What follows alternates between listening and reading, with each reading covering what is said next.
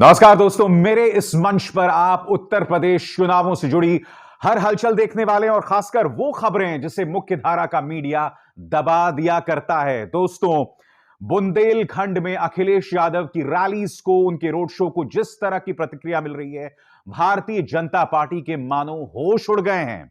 मैं आपको इसकी झलक दिखाऊंगा, मगर उससे पहले जो बड़ी खबर मैं आपको बतलाना चाहता हूं कि नोएडा के न्यूज चैनल्स को, तमाम गोदी मीडिया न्यूज चैनल्स को फोन कॉल आ गया है।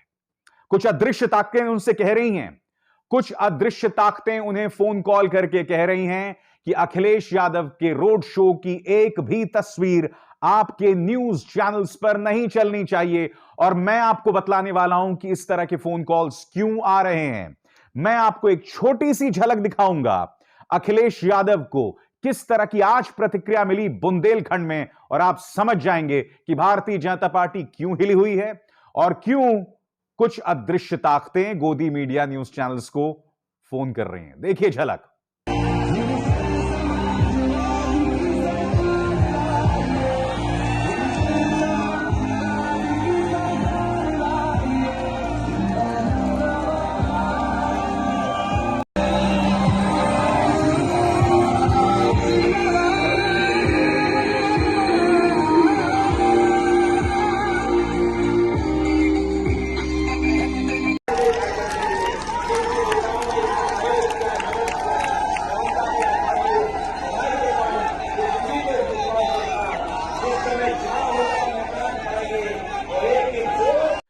दोस्तों, यही नहीं, समाजवादी पार्टी के समर्थकों ने जो गाना खदेड़ा होइबे बनाया है, वो भी लगातार लोगों में लोकप्रिय हो रहा है और वो कहीं ना कहीं समाजवादी पार्टी का एंथम बन चुका है।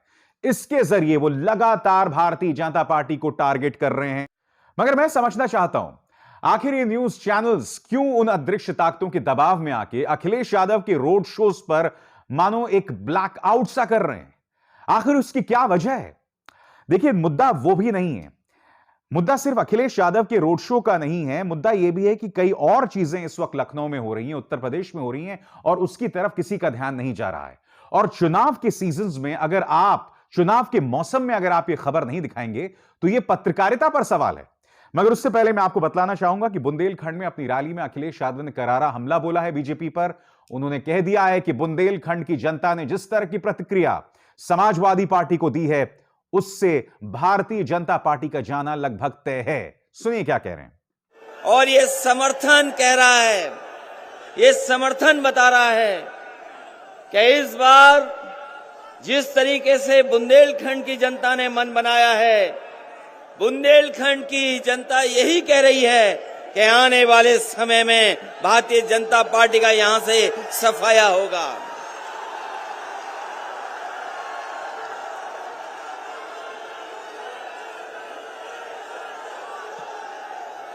बुंदेलखंड यही पुकारता।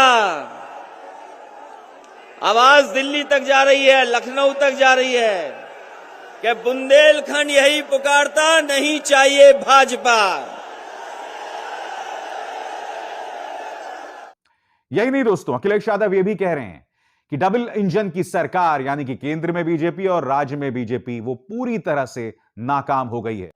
लोकसभा भी उनके सभी सांसद हैं, किसी को कुछ नहीं मिला।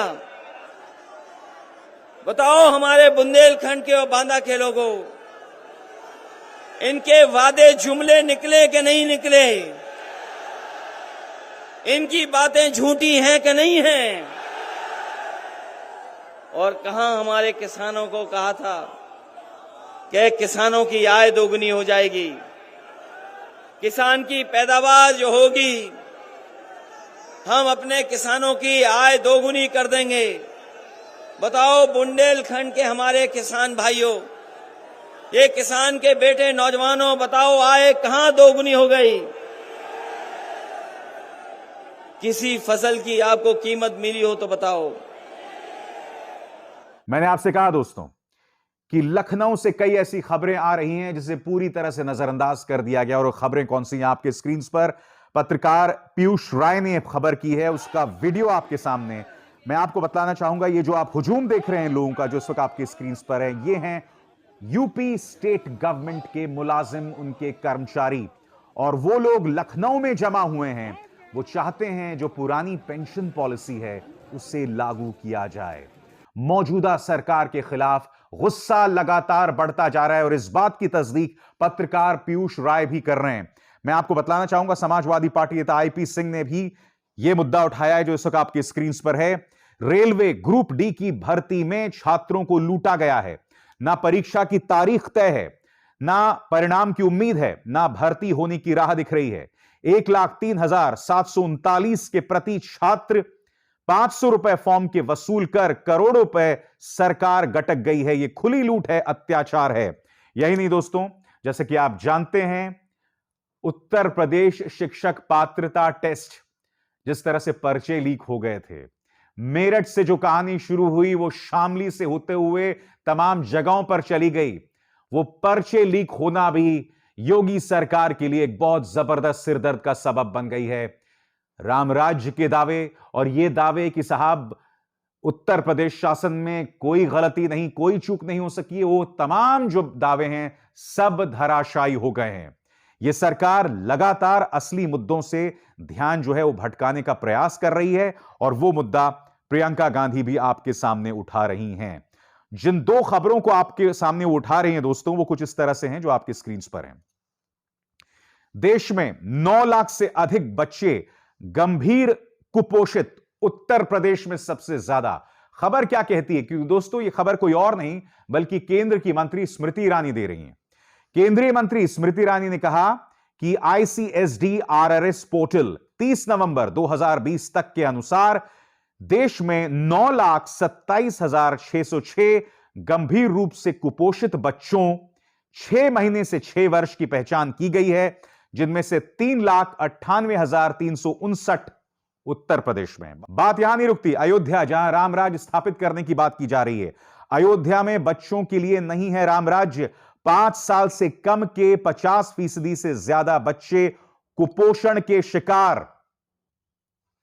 मैं यही तो जानना चाहता हूं दोस्तों, ये लोग भगवान राम के नाम पर वोट हासिल करते हैं, मगर अयोध्या के अंदर जो 5 साल से कम के बच्चे हैं उनमें से 50% कुपोषण के शिकार हैं। यह ज्यादती नहीं है, यह कैसा रामराज्य है, मैं समझना चाहता हूं। प्रियंका गांधी क्या हमला बोल रही हैं आपके स्क्रीन पर। खबरों के अनुसार उत्तर प्रदेश में 4 लाख अति कुपोषित बच्चे हैं, देश में सबसे अधिक। उत्तर प्रदेश की 60 से अधिक विधानसभाओं में कुपोषण के हालात भयानक हैं, लेकिन भाजपा के नेता इन मुद्दों पर बात नहीं करेंगे।